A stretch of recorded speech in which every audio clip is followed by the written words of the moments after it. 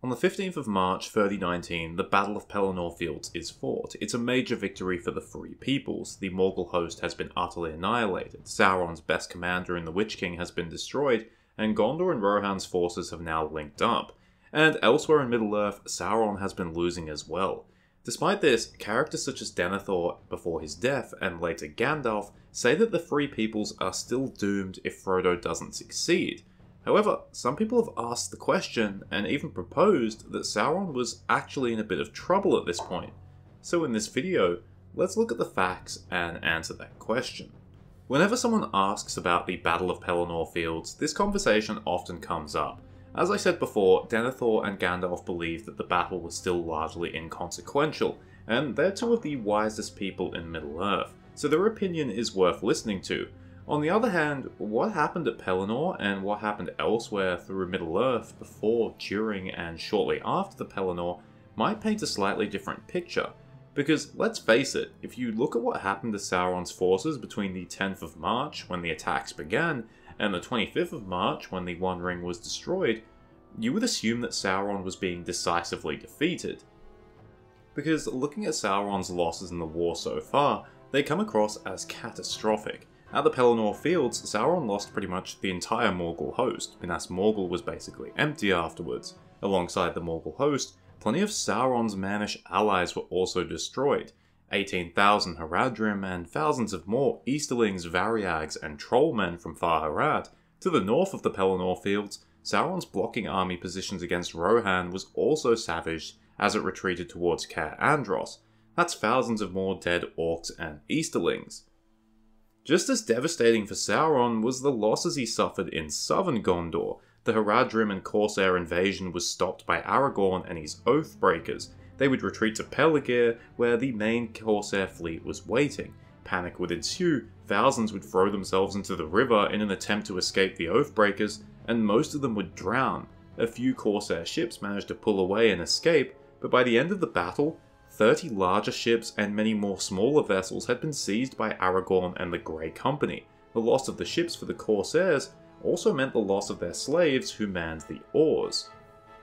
But Gondor was just one theatre of the war for Sauron. In other places, he had also suffered huge losses as well. From Dol Guldur, he had sent forth several armies. One army was defeated at Lothlorien on the 11th, one was defeated by the Ents in eastern Rohan on the 12th, an army was defeated attacking the Woodland Realm in Mirkwood on the 15th, another army was also defeated at Lothlorien on the 15th, and a third army was defeated at Lothlorien on the 22nd.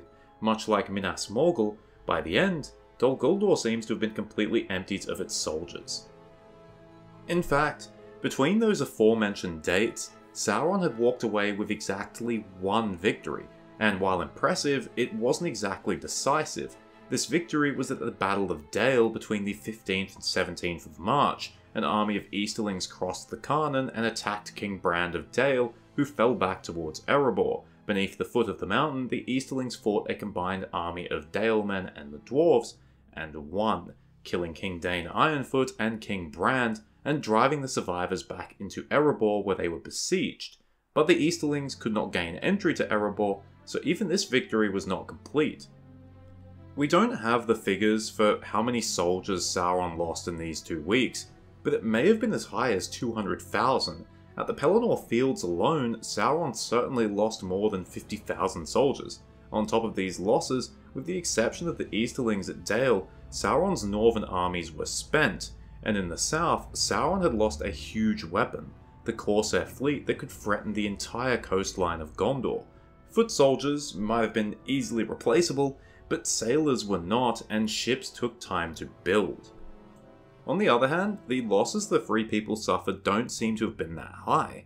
In Gondor, we know for certain that the Rohirrim lost 2,000 men, a third of their force, a seemingly heavy price to pay, but not so when you consider how many enemies they killed. As for the Gondorians, they likely lost a few more men, but I'd be hesitant to put their losses above 5,000, as when Aragorn set out with 5,000 Gondorians that were part of the host of the West, Minas Tirith was going to be better defended than it was when the invasion began, once Lord Angbor of Lamadon and his 4,000 men arrived from southern Gondor.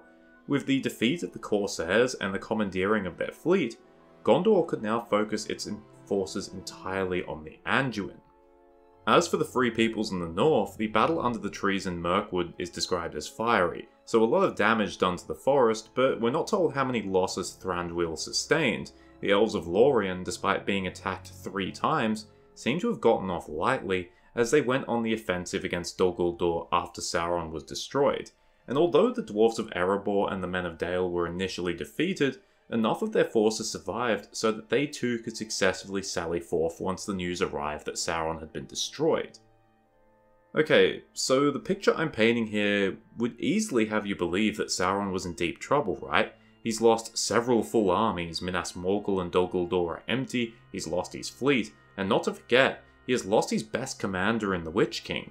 In comparison, the Free Peoples have lost far less in terms of manpower. They still have plenty of capable commanders, Gondor has gained an entire fleet, and the northern lands, with the exception of Dale and Erebor, are temporarily secure on account of Dol Guldur expending its strength.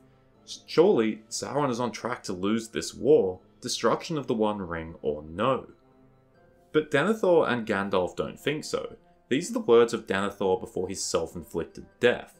For a little space you may triumph on the field for a day, but against the power that now arises there is no victory. To this city only the first finger of its hand has yet been stretched.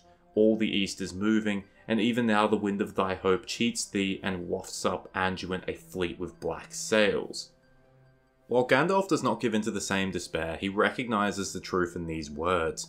Denethor has seen all this through the Palantir, and although Sauron can selectively choose what he wants to show through the Palantir, he cannot make it lie.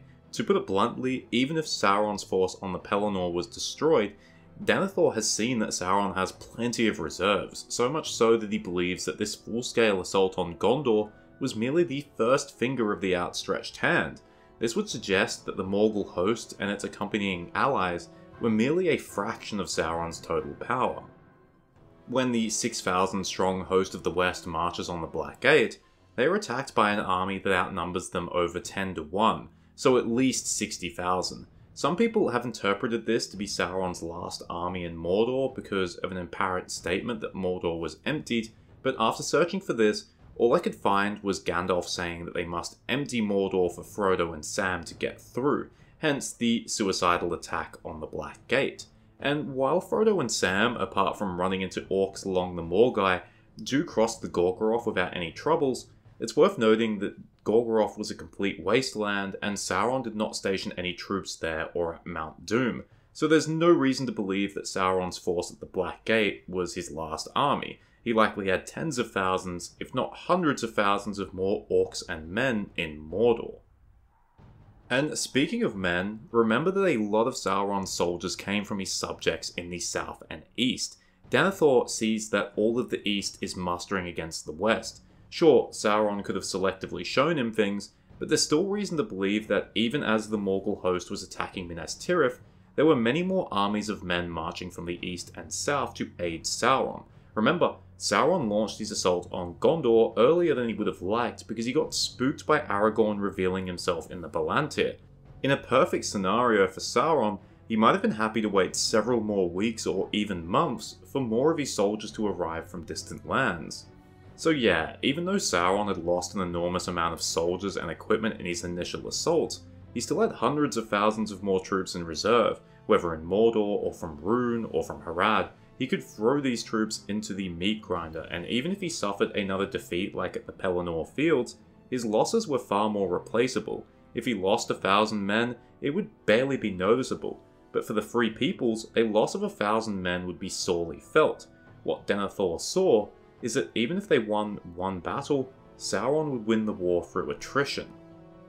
And even with the massive numerical advantage, Sauron still had yet another major advantage, and that was Mordor itself. It was surrounded by mountains on 3 sides, its 2 major passes were heavily guarded, and a third, smaller pass was guarded by a giant spider. How fun!